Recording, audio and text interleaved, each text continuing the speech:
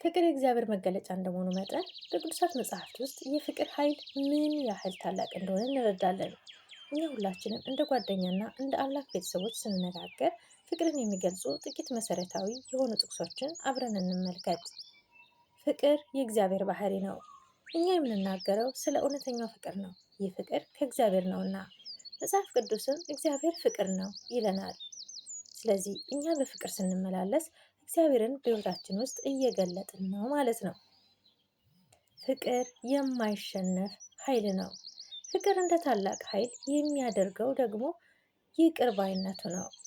ፍቅር የኃጢአትን ብዛት ይሸፍናልና ተብሎ እንደተጻፈው በፍቅር ውስጥ የምንኖር ከሆነ የሰዎች ስህተት በይቅርታ መሸፈን እንችላለን። ይህ ደግሞ በዙሪያችን ላለ ሰው ሁሉ ታላቅ ሰላምን ይፈጥራል።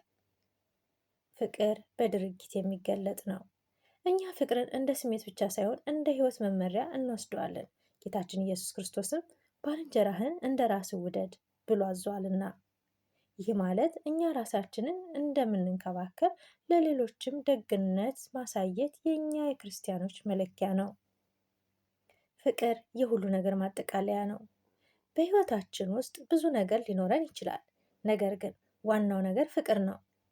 ቅዱስ ጳውሎስ እንዳስተማረን እምነት፣ ተስፋ፣ ፍቅር እነዚህ ሶስቱ ጸንተው ይኖራሉ። ከእነዚህም የሚበልጠው ፍቅር ነው። ስለዚህ እኛ ሁላችንም በሕይወታችን የምናስቀድመው ፍቅርን ነው።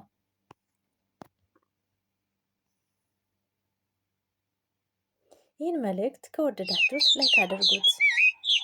ለምትወዱት ሰው